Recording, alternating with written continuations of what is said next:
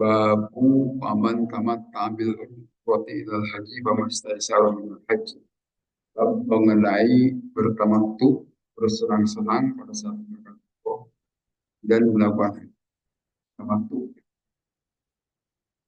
Hadis yang pertama haddatsana Ishaq bin Mansur An-Nasar akhbarana Syu'bah haddatsana Abu Jamrah. Kalau berkata Abu Jamrah, sa'altu, saya telah bertanya Ibnu Abbasin kepada Ibnu Abbas radhiyallahu anhu di tamattu.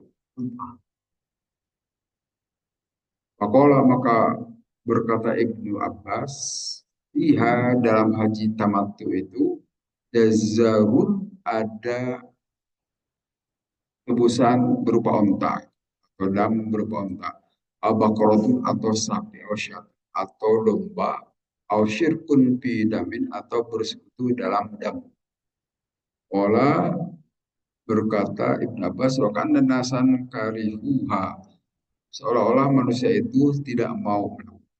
Panim tu maka aku tidur, Faro'a itu maka aku bermimpi filman Nabi dalam tidur tadi, karena inasan bahwa sungguhnya seluruhnya orang-orang itu Yunani berteriak atau memanggil hajjun mabrurun, haji yang mabrur, atun mutakubilatun dan haji tamatu yang diterima. Pak Ana itu maka Pak Ata itu maka aku datang Ibn Abbas kepada Ibn Abbas radhiyallahu anhu. Bahadas tuh maka aku menceritakan kepada Ibnu Abbas. Pakola maka berkata Ibnu Abbas, Allahu Akbar. Allah Maha Besar. Sunnatu Abil Qasim itu sunnah Abu Qasim. Jadi ini hadis bercerita tentang macam-macam haji. Nah, sebelumnya juga sudah pernah kita bahas. Ada tiga macam haji ifrad, itu mendahulukan haji kemudian umroh belakang. Haji tamatu, tamatu itu bersenang-senang mendahulukan dan melakukan ibadah haji. Dan ini umumnya yang suka dilakukan oleh jamaah Indonesia. Kemudian haji kiron itu disatukan antara haji dan umroh pada waktu yang bersamaan dan prakteknya juga bersamaan. Nah, di sini yang dipersoalkan adalah haji tamattu. Nah, ini Ibnu Abbas, kita tahu Ibnu Abbas itu adalah sahabat dekat Nabi. Nanti beliau itu sebagai salah satu ahli tafsir dari kalangan sahabat Ibnu Abbas. Ibnu Abbas yang namanya juga Ibnu Abbas, anak laki-laki Abbas artinya putra Abbas. Jadi sebetulnya sepupu Rasulullah dari paman beliau yang bernama Abbas bin Abdul Muthalib. Nah, beliau ditanya pernah haji mut'ah. Maka Ibnu Abbas itu memerintahkan lakukan saja haji tamattu. Kemudian bagaimana dalam haji tamattu itu? Itu harus memang ada denda pada saat kita melakukan haji tamattu. Di sini Ibnu Abbas menyebutkan bisa onta, bisa domba. Nah, umumnya dari kita di Indonesia itu pakai domba. Eh, tahun 2000-an dahulu harga domba itu 375 real. Kita keluarkan harga domba 375 real ke Bank Arroji. Nah, setelah itu kita tidak tahu lagi. Pokoknya kita sudah nyetor ke Bank Arroji, itu sudah selesai urusan kita. Apakah ditunaikan tidaknya, biarkan ditanggung oleh Bank Arroji itu dosanya kalau tidak ditunaikan. Tapi insya Allah terpercaya Bank Arroji itu bisa menunaikan. Tapi bisa juga suka dikoleksi oleh ketua rombongan. Nah, ini ada sedikit kecurangan. Karena apa-apa? Karena waktu itu juga saya sebagai pembimbing haji, di di itu kan disetorkan kepada ketua rombongan. Betulkah oleh ketua rombongan ditunaikan menyembelih hewan kurban? Nah, itu jadi pertanyaan besar. Mungkin iya, tapi sebagian. Karena nanti sebagiannya lagi, saya jadi kebagian juga Pak dari denda itu. Ini bayaran sebagai ketua rombongan, ya, dapat bayaran dari mana uangnya? Nah, tidak mungkin iuran jamaah kecuali dari denda itu. Jadi hanya sebagian mungkin ditunaikan untuk denda, sebagainya dipakai sebagai bayaran bagi para pembimbing. Termasuk saya juga dapat waktu itu lupa lagi berapa. berapa, pokoknya besar lah, ribuan real kalau tidak salah dapatnya. Ya karena kita memang tidak digaji, tidak dapat apa-apa, kecuali dapatnya itu ya setelah di sana. Nah, ini kalau menurut saya terjadi penyimpangan, tidak benar gitu. Jadi korupsi sebetulnya. Ya itulah di dalam haji juga terjadi korupsi. Jangankan nanti para pembimbing di Depaknya sendiri sudah mulai terjadi korupsi. Depak ini yang kota Bandung maksudnya itu jadi korupsi. Memang rusak. Sampai menterinya aja dipesantrenkan ke KPK kan itu ya. Kan Kementerian Agama itu nggak ada, nggak benar itu. Termasuk kita juga para pembimbing suka korupsi. Itu waktu kita menjadi pembimbing dari KBH, KPIH yang lain. Tapi kalau jadi pembimbing waktu di KPIH Telkom aman. Dari sini sudah dibekali kasih ongkos 3 juta nih. Bayaran pembimbing itu tidak dapat apa-apa, hanya 3 juta saja udah bayarannya. Tapi kalau jadi pembimbing dari KPIH lain dapat bayaran, tapi bayarannya setelah denda jamaah dipotong. Saya tidak tahu, jangan-jangan tidak disetorkan semuanya. Karena daripada coba KPIH dapat uang demikian banyak kalau bukan dari dendaan jamaah. Ini memang perlu hati-hati dari KPIH itu ya, jangan yang curang. Waktu itu saya terima juga, saya tidak tahu asal muasalnya. Setelah tahu ya gimana, dikembalikan juga ya udah bubar kan gitu. Jadi terima, aduh, rusak gitu. Tapi saya menyadari tidak benar itu cara-cara seperti itu. Nah, ini memang kena denda kalau kita melakukan haji tamattu. Nah, denda ini itu ada beberapa cara sebenarnya. Tidak mesti menggunakan domba. Bisa saja kita juga puasa. Puasanya itu 10 hari. 3 hari selama di kota Mekah dan sisanya nanti setelah pulang ke tanah air ke Indonesia. Jadi selama di sana 3 hari saja puasa terus. Kemudian setelah itu setelah nyampe ke Indonesia berarti agak lama kan sampai itu tambah 7 hari. Bisa itu dilakukan. Cuma kelihatannya sedikit yang mengambil pilihan ini. Ya. Jamaah yang kebanyakan ya ingin bersenang-senang itu ingin menikmati makanan di Mekah sehingga tidak mau puasa. Ada barangkali tapi hanya sedikit. Umumnya menggunakan dam. Orang Indonesia kayak gitu. Kayak kedua maksudnya tidak mau puasa selama di sana. Nah, wabi hujjatun lil jumhuri fi anna tamattu la yuhtasu bil mahsar. Nah, ini haji tamattu itu umum, artinya memang asal muasalnya ada cerita karena ada orang yang sakit kepala sampai dia itu sakitnya itu karena kebanyakan kutu, kutu di kepalanya. Nah, kan selagi selagi ihram tidak boleh potong ini rambut. Tapi karena dia sakit waktu itu, maka tidak apa-apa dipotong rambutnya itu karena rambutnya penuh dengan kutu, jadi mengganggu mungkin. Nah, saat itu maka diperbolehkanlah melakukan haji tamat. Ya udah nggak usah diteruskan hajinya, ganti saya jadi umroh. Karena kalau harus haji, ya harus haji ifrad itu kan kelamaan. Kelamaan larangan tadi itu diberlakukan sampai dia melakukan ibadah hajinya. Maka bolehlah dilakukan semacam tahallul gitu dan diubah dari tadinya rencana haji menjadi umroh. Nah ini menurut penjelasan di tafsir ini itu bukan alasan haji tamattu itu karena sakit saja. Jadi pilihan, silahkan, bebas. Artinya lebih umum dalam hal ini. Umum siapa saja yang mau melakukan haji tamattu silahkan. Tidak mesti sakit itu maksudnya. Dan umumnya sekali lagi haji Indonesia itu haji tamattu. Walaupun silakan juga kalau mau haji ifrad. Tadi untuk dendanya itu bisa saja onta, bisa sapi, dan domba. Tapi umumnya domba kalau di kita. jarang-jarang onta yang mungkin harganya mahal gitu ya. Bisa habis living cost. Kalau dulu dikasih living cost itu 1.500 real. Dipotong 375 untuk beli denda domba ya, tinggal 1.000-an real. Sekarang nggak tahu mungkin makin sedikit saja dan seterusnya. Nah, kalau Ibnu Abbas itu adalah domba, kan bisa memilih itu. Kemudian di hadis berikutnya hadatsana Abdullah bin Yusuf akhbarana Malik an Abi Zinad an Al-A'raj an Abi Hurairah dari Abi Hurairah radhiyallahu anhu.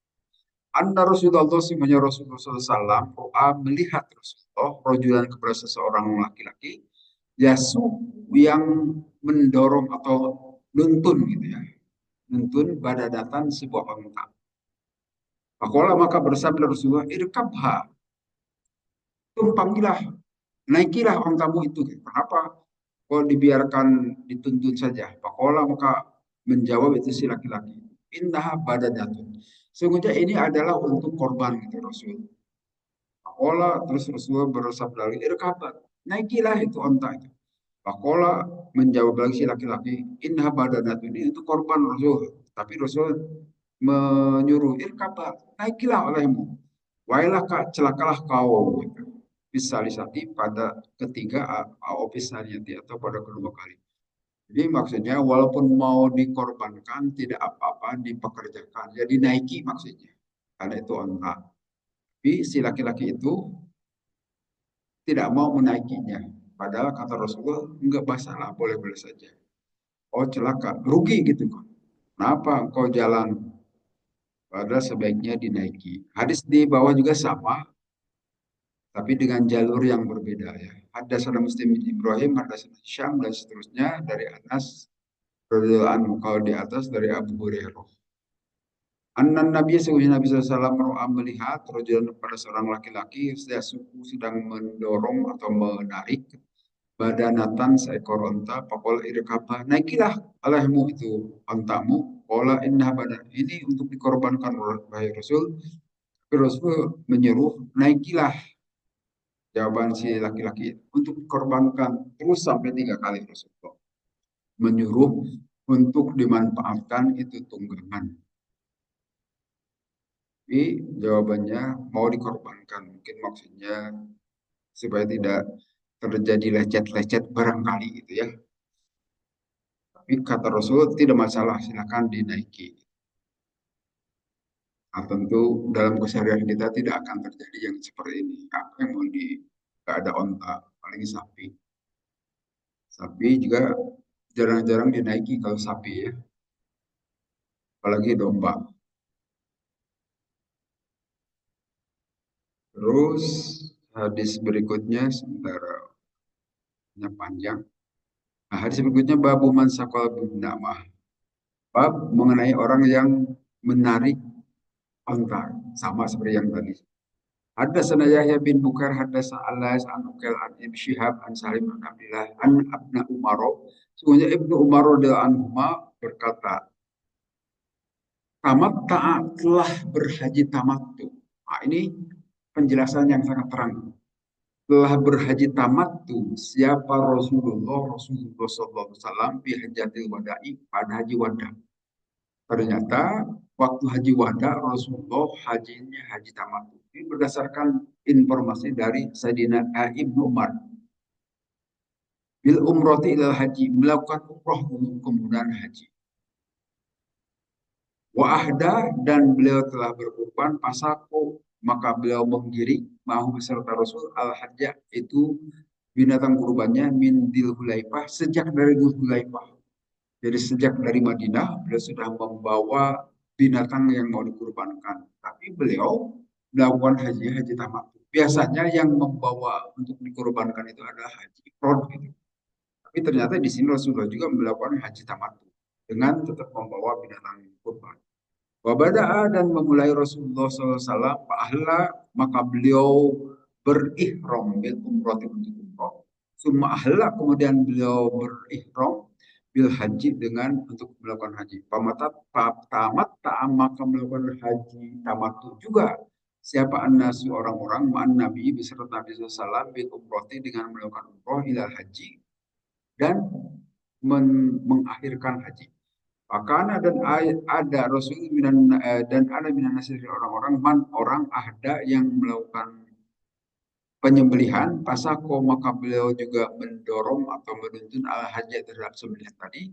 Wa minhum man ada orang lam yuhid yang tidak menyembelih juga, yang tidak berkurban. Kalau kodimah maka pada saat datang nyampe siapa Nabi SAW maka tadi kata Mekah, Ola berkata Nabi linasi kepada orang-orang, man siapa orang kan ada min dari kalian itu orang ada yang akan menyembelih, fa'innahu maka sesungguhnya itu orang lah ya hilu tidak halal syai'in terhadap orang tadi haruma jadi haram minhu dari itu orang hatta yak dia sehingga dia menunaikan hajahu terhadap hajinya. Waman lam yakun minkum ahda dan siapa orang yang tidak ada di antara kalian yang melakukan penyembelihan itu maka hendaklah bertawaf bil baiti di Baitullah habis safa wal marwah dan melakukan sa'i antara safa dan marwah wal yukosir dan mencukur atau menggunting wal yahlil atau menggundulkan kepala cuma yuhilla kemudian melakukan ihram bil haji untuk haji. Pemalam yajid maka siapa orang yang tidak mendapati hajian terhadap binatang sembelihan sum maka hendaklah berpuasa sahsa ayamin 3 hari bil haji di tempat ibadah haji wasabatin dan 7 hari idza roja ila ahli apabila telah pulang ke rumah. Ini ganti dam tadi yang haji tamattu, bisa puasa 3 hari di Mekah dan 7 hari nanti setelah sampai di tanah airnya. Atau apa maka tawaflah hina qadima makata pada saat dia sampai di kota Mekah. Wastalamal rukna dan menghormat ke rukun tadi, rukun Hajar Aswad.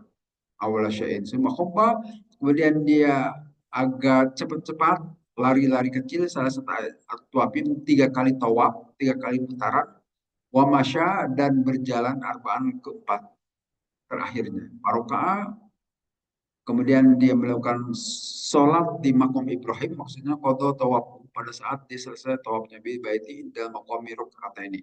Di dekat makam Ibrahim 2 rakaat. Suma selama kemudian dia salam pansoropa maka dia berpaling ke atas sofa kemudian dia mendatangi sofa untuk sa'i patoba bis sofa wal marah sab'at awabin bolak-balik sa'i antara sofa dan marwah sebanyak 7 kali.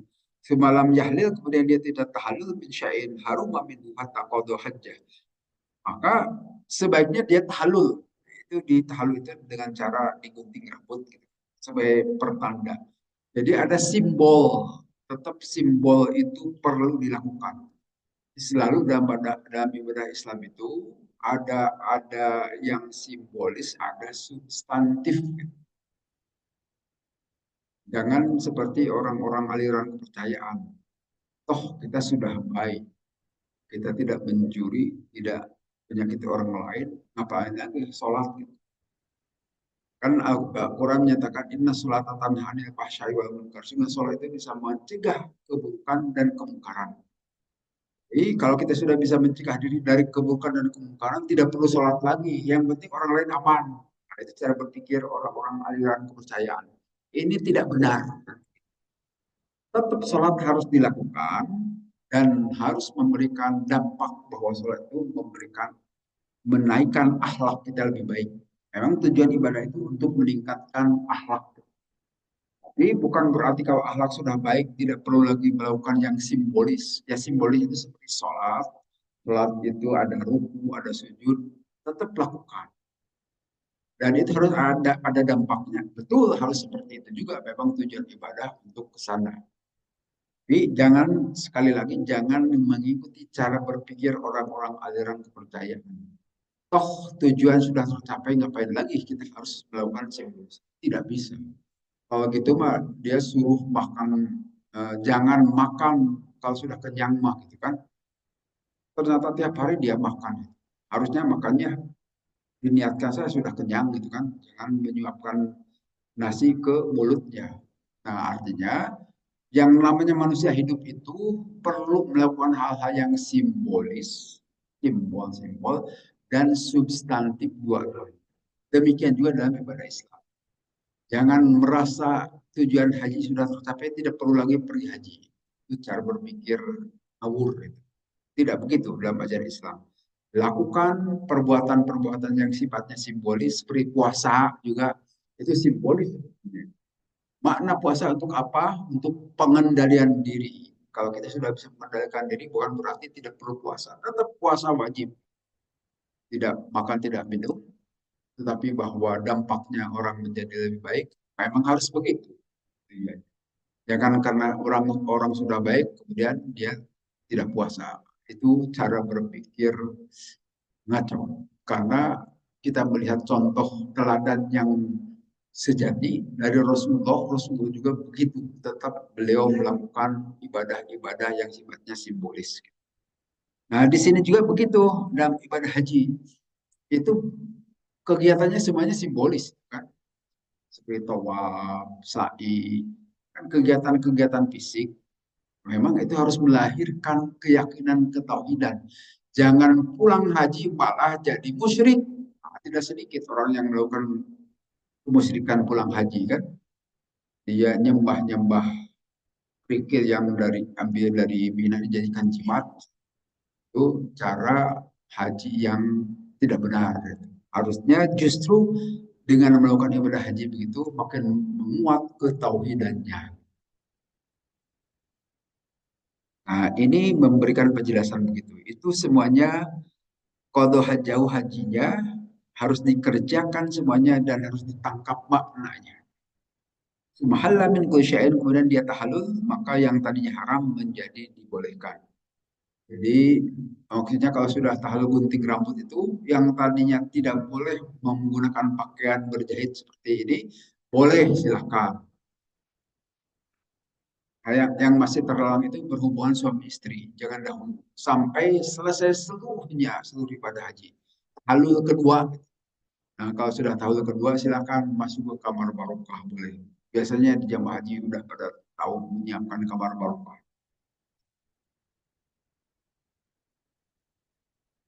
Kemudian an Urwah an Aisyah dari Siti Aisyah radhiallahu anha akhbaratku mengabarkan Siti Aisyah anin Nabi dari Nabi sampai Tuma tamat tubihi dalam haji tamat bil urwati melakukan umrah dulu ila haji kemudian haji tamat ta'a maka orang-orang juga melakukan haji tamattu beserta Rasul bimislilladzi ahbaroni Salim sebagaimana yang diberitakan oleh kepadaku oleh Salim an Ibnu Umar radhiyallahu an Rasulillah dari Rasulullah SAW. Jadi begini harus selalu sumber utama itu adalah Rasulullah. Kalau dari sahabat itu yang disebut hadis mauquf atau itu asar, bukan hadis itu. Asar sebutannya itu. Kalau sumbernya dari sahabat. Tapi kalau hadis itu harus sumbernya Rasulullah, harus marfu nyampe kepada Rasulullah. Harus selalu begitu dalam ajaran Islam. Jadi tidak boleh ngarang-ngarang dalam beribadah dalam ajaran Islam, tapi harus jelas riwayatnya itu satu demi satu dilihat. Nah, kalau dalam ilmu hadis kelihatan orang-orang yang meriwayatkan siapa dan bisa dipelajari riwayat orang-orang ini apakah orang itu terpercaya atau tidak. Nah, kalau yang ada dalam kitab Bukhari ini semuanya orang-orang yang pilihan sudah diuji oleh Imam Bukhari maksudnya. Sudah ditelusuri riwayat hidupnya terpercaya orang yang mubin. Artinya mubin itu bukan pelupa, orang yang cerdas dan akhlaknya baik. Sehingga hadis-hadis ini sahih semua.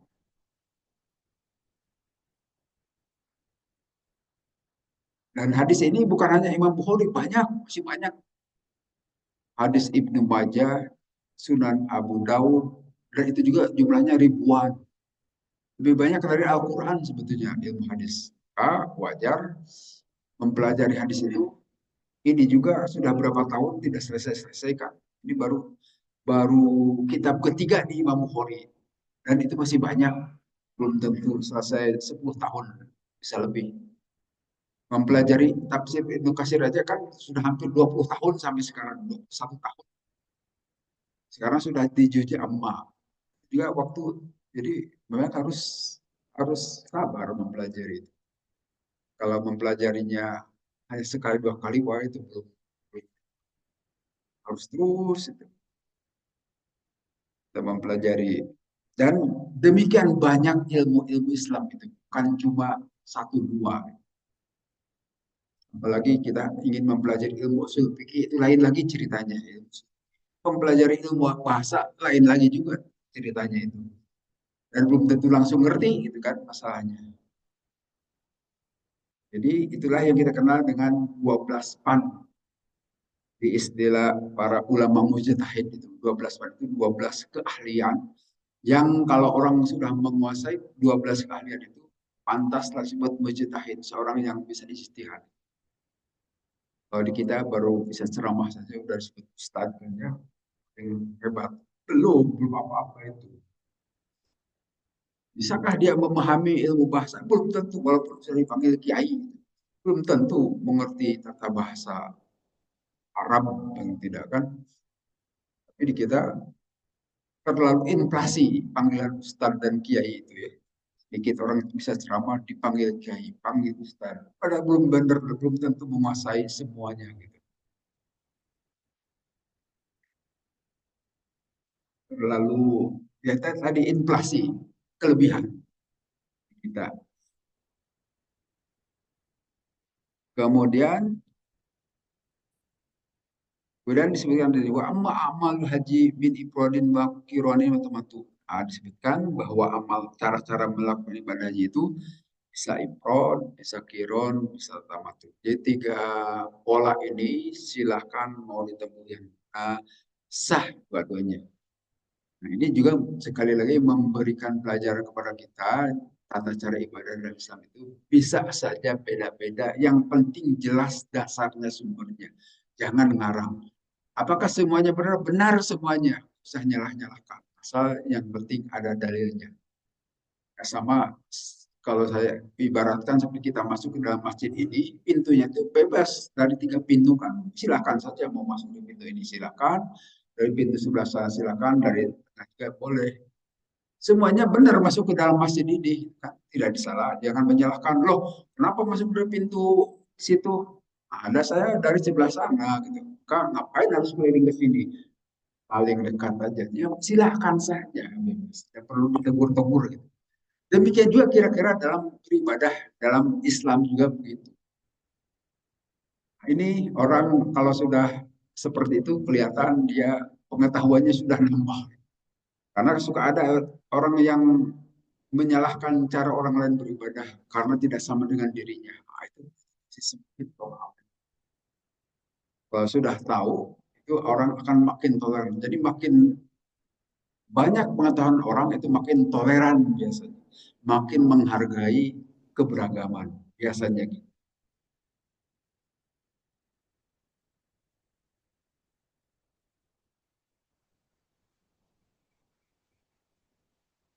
Dan seterusnya saya kira tidak perlu dijelaskan. Kemudian sekarang hadis berikutnya babu manis syaro al hadiah minat torik.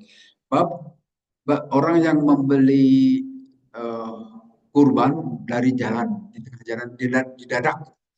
Kalau yang dicontohkan oleh Nabi kan beliau membawa binatang kurban sejak dari Madinah, dari dulu Hulaifah atau dari Bir Ali kalau sekarang dibawa dari sana. Tapi kan orang-orang Indonesia mana mungkin bisa bawa kambing ke dalam pesawat? Tidak bisa kan? Bawa kambing tas atau koper aja dibatasi kan? Jadi belinya nanti aja di Jeddah atau belinya nanti di Mekah sekalian, yaitu melalui Bangkar Roji. Bolehkah itu?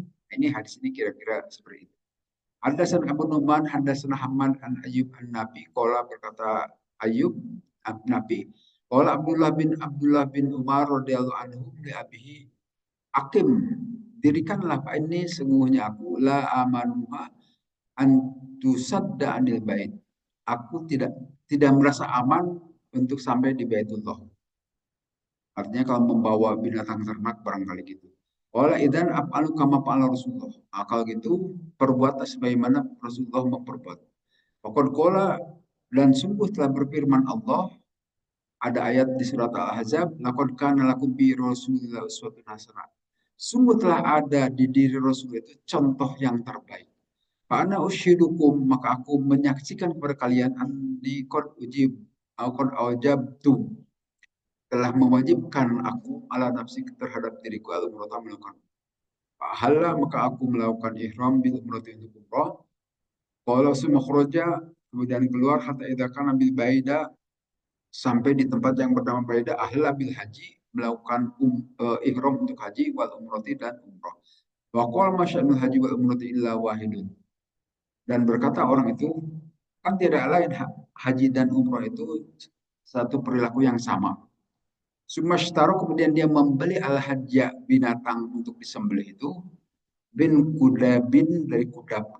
Semua kodima kemudian dia sampai di Mekah atau maka dia tawaf lahuma untuk haji dan umrah itu tawafan wahidan dengan satu tawaf. Falam yahilla maka dia tidak tahallul hatta halla minhuma jami'an. Sampai dia tahallul dari perilaku haji dan umrah kedua-duanya. Nampaknya ini haji kiron. Silahkan saja lakukan, boleh-boleh saja. Dan di sini memang disebutkan yang membelinya itu bukan Nabi. Kalau Nabi itu membawa dari sejak dari Madinah dikurbankan. Kalau sahabat membeli di jalan.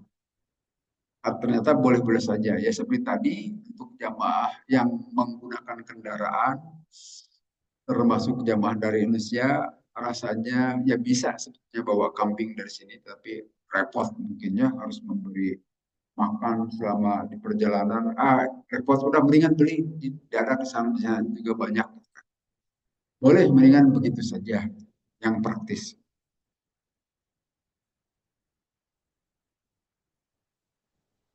Kemudian di hadis berikutnya hadasan Ahmad bin Muhammad akhbarona Abdullah akhbarona Muhammad an Zuhri an Urwa bin Jubair dari Miswar bin Mahromah wa Marwan. Qala berkata Miswar dan Marwan, Khoroja telah keluar an Nabi Nabi SAW zaman Hudaybiyah pada waktu Hudaybiyah. Ini tahun ke-6. Bibitnya syarotami'atan min asabi dalam kurang lebih sekitar 100 ribuan sahabatnya hatta idza kanu bi Dzulaifah sehingga pada saat beliau para sahabat dengan Nabi ada di Dzulaifah qallada mengikat Nabi Nabi SAW al hajjah terhadap binatang ternaknya wa ashharo wa ahram bil umrati kemudian dia melakukan ihram untuk keperluan uh, ihram untuk keperluan umroh pada tahun ke-6 kita tahu semua kan para sahabat dengan Nabi Shallallahu Alaihi Wasallam mau melakukan umroh, ibadah umroh ke Mekah.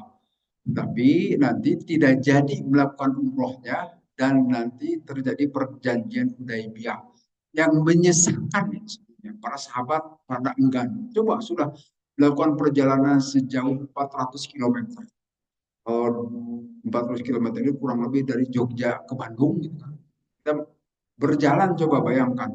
Dari Bandung ke Jogja sampai nuntun binatang ternak sudah sampai mungkin daerah Purworejo disuruh pulang lagi apa tidak mangkal itu pasti pada marah itu para sahabat dan saat itu Nabi menerima gitu kan Nabi menerima sehingga sampai-sampai Sayyidina Umar berkata apakah ini Rasulullah kok begini perjanjiannya menguntungkan orang Mekah tetapi merugikan kami yang dari Madinah sampai pertanyaan begitu kata Sayyidina Umar tidak jadi melakukan umrohnya pulang lagi mengalah. Nah, itu perjanjian Hudaybiyah yang secara fisik merugikan kaum muslimin, tapi nanti membawa sejarah kemenangan sampai nanti Rasulullah mendakwahi para raja-raja seperti raja Romawi, Romawi Timur, Bizantium, Raja Persia, penguasa Mesir, Mukaukis, kemudian ke Bahrain, ke beberapa tempat yang lain pada masa tenggak semacam gencatan senjata ini yang diberlakukan selama 10 tahun gitu kan, dari perjanjian itu. Nah, itu salah satu keuntungan bagi Nabi. Mengapa beliau menerima perjanjian itu? Karena jadi leluasa untuk berdakwah. Sampai nanti diabadikan itu beberapa raja menerima dakwah Nabi, walaupun belum tentu langsung masuk Islam, termasuk Kaisar Romawi. Menerima surat Nabi dan diterima dengan baik. Tapi kalau Kaisar Persia Kaisar Sasanid atau Iran sekarang itu malah merobek-robek surat Nabi. Dan nanti kata Nabi, lihat saja kerajaan atau kekaisaran juga bakal dirobek-robek. Nah, memang terbukti nanti bisa hancur kekaisaran Persia atau Iran itu pada zaman Sayyidina Umar. Hancurkan, dikalahkan. Karena merobek-robek surat Nabi saat itu. Nabi menubuahkan ciri-ciri kenabian akan dirusak juga itu kekaisaran Persia. Dan ternyata hancur pada zaman Sayyidina Umar. Dan nanti akhirnya waktu itu sebagaimana zaman sekarang kan ada kekaisaran Amerika sekarang dan ada kekaisaran dulu Uni Soviet, kalau sekarang Rusia dan Cina Timur itu yang menguasai. Dunia Islam kan kecil saja, tidak punya peran apa-apa. Tapi setelah perang Iran ketahuan Amerika bisa dikalahkan gitu ya. Ya mudah-mudahan saja betul-betul kalah termasuk Israel. Hingga nanti mudah-mudahan dunia Islam berjaya lagi. Nah zaman itu juga begitu. Dunia Islam tidak dikenal di kalangan bangsa Barat, di Romawi, dan di bangsa Timur, Persia. Tapi kemudian, pada zaman kepemimpinan Khulafaur Rasyidin, itu membentang kekuasaan Islam itu sejak dari Andalusia Spanyol sampai ke Indonesia, gitu kan, kekaisaran membentang sangat luas. Dan hancurlah kekaisaran Romawi maupun Persia.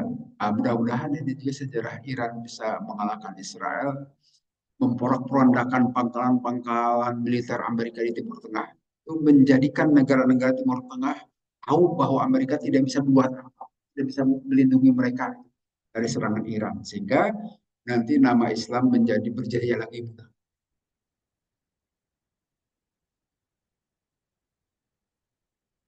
Dan seterusnya. Kita lanjut ke hadis berikutnya. Hadatsana Abu Nuaim hadatsana Afla anil Qasim an Aisyah radhiyallahu anha. Qalat berkata Siti Aisyah, qataltu, aku telah menyembelih kata qalaid budnin Nabi sallallahu alaihi wasallam biyadaya. Telah menyembelih binatang yang diikat oleh Nabi sallallahu alaihi wasallam yang ada di tanganku. Sumaqalladaha wa asy'aruha wa daha. Kemudian aku mengikatnya dan eh, mengorbankannya, pamahruma alaihi syai'un kana uhillalahu, maka tidaklah berubah keharamannya itu kecuali nanti setelah halul.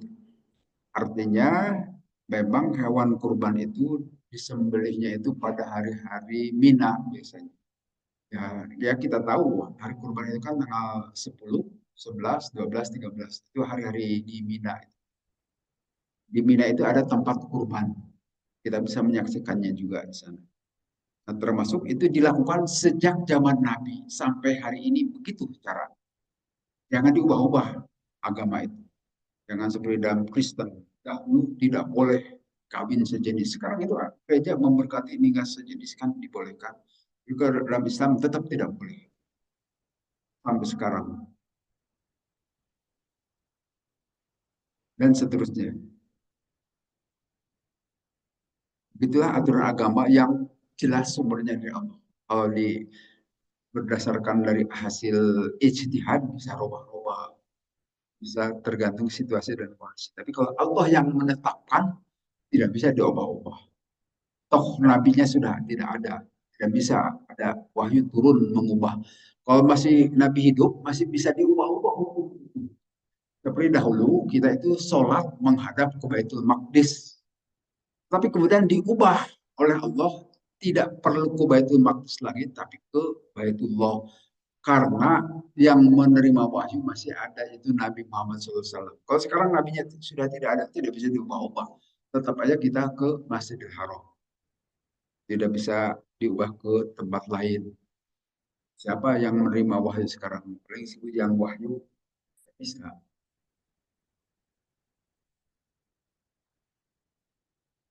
Kemudian di hadis berikutnya, hadasan Musaddad, hadasan Yahya an Ubaidillah, qala akhbarani Nafi an Ibnu Umar an Hafsah radhiyallahu anhu.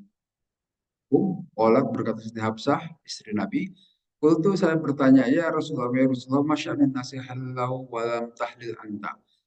Bagaimana perilaku orang itu? Mereka bertahalul, tapi kau tidak, wahai Rasulullah. Allah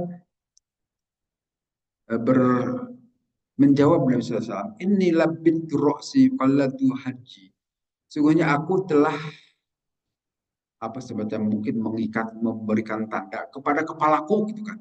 Aku falatu haji dan telah mengikat binatang sembilan. Pala ahilu hatta uhilla minal haji. Maka aku tidak melakukan tahalul dulu sampai selesai tahalul dari ibadah haji. Jadi tahalul ibadah haji itu nanti membolehkan kita melakukan ya seperti biasa lagi. Kan selama ihram kita tidak boleh banyak larangan untuk tidak dilakukan dalam melakukan bermuamalah. Nanti pada saat eh, selesai lempar jumroh, jumroh terakhir kita umumnya suka dicukur di Mina itu banyak tukang cukur. Nah, mau dicukur sebagian atau dibotakin bebas untuk laki-laki. Kalau untuk perempuan biasanya hanya di itu baru tahalul pertama. Nah, itu boleh menggunakan pakaian biasa untuk haji ini. Nah, nanti tahalul kedua itu setelah kita tawaf ifadah dan melakukan sa'i. Nah, itu adalah sudah tahalul kedua, sudah bebas mau apapun. Hubungan suami istri sudah dibolehkan lagi dan tapi kalau masih di Mina belum hubungan suami istri, paling hanya berpakaian sudah bisa berpakaian biasa. Nah, kalau nanti Nabi SAW itu setelah haji, berarti kelihatannya setelah tahu haji, setelah nanti melakukan tawaf ifadah dan sa'i di Bukit Safa dan Marwah, itu baru tahallul kedua dan sudah bebas seperti biasa, seperti kita dalam keadaan halal saja. Itu jamnya ngaco jawab setengah mati. Oh, tidak rubah-rubah gitu, pasti setengah tiga bayi subuh. Gitu. Hadis terakhir sebentar saja Pak. Hadatsana Abdullah bin Yusuf, hadatsana Al-Lais, hadatsana Ibnu Syihab, wa an Umrah binti Abdurrahman, anna Aisyah, dari Siti Aisyah radhiyallahu anha, qalat berkata Siti Aisyah, karena ada Rasulullah SAW yuhdi, beliau itu berkorban minal Madinah, bawaan dari Madinah. Abtilu qalaidah hajihi, maka aku mengambil dari binatang yang dicangcang gitu kan ya. Semalaya tanibu kemudian tidak dijauhkan syai'an dari sesuatu mimma dari apa-apa ya tanibu yang menjauhkannya al-muhrimu orang yang sedang ihram. Nah, ini sama saja. Jadi silahkan untuk melakukan setelah waktu kita ada di Mina untuk menyembelih hewan kurban. Berarti bisa pada hari biasanya tanggal 11, 12, dan 13 untuk berkurban. Ya, zaman dahulu dilakukan kurbannya oleh para jamaah haji langsung kelihatannya. Tapi kalau sekarang oh sudah ada petugas, Pak. Kita hanya nonton saja biasanya. Apalagi jamaah Indonesia mau kurban gimana? Kita sedang pakai pakaian ihram, ya udah biar oleh petugas. Karena menyembelih menyembelih domba itu oleh satu orang cukup. Kalau di kita kan mesti dirarayang. Beli domba saja harus ada yang megangi dan sebagainya. Apalagi nyembelih sapi, tidak bisa sendirian. Kalau di sana nyembelih onta dia hanya sendirian gitu Pak. Dan ontanya tetap berdiri. Kalau di kita kan digolerkan gitu kan disembelih. Di sana itu onta tetap berdiri pakai pisau yang sangat di langsung gitu. Ya ontanya udah soleh-soleh kelihatannya. Tidak ngamuk dan tidak diikat apa-apa. Kalau kita kan dibakut sampai takut kabur itu onta atau sapi. Ikat ke sana, ikat kemari, setelah diikat itu ditinihan gitu oleh pemuda-pemuda supaya tidak berontak itu. Kalau di sana itu ontanya tidak pernah diikat dan hanya tetap berdiri saja. Langsung aja digitu kan langsung uh, jatuh selesai. Makanya ontanya sudah baik-baik kelihatannya. Kalau di kita sapinya masih pala lamor gitu masih bisa kabur. Saya kira itu saja mungkin bahasan kita kali ini.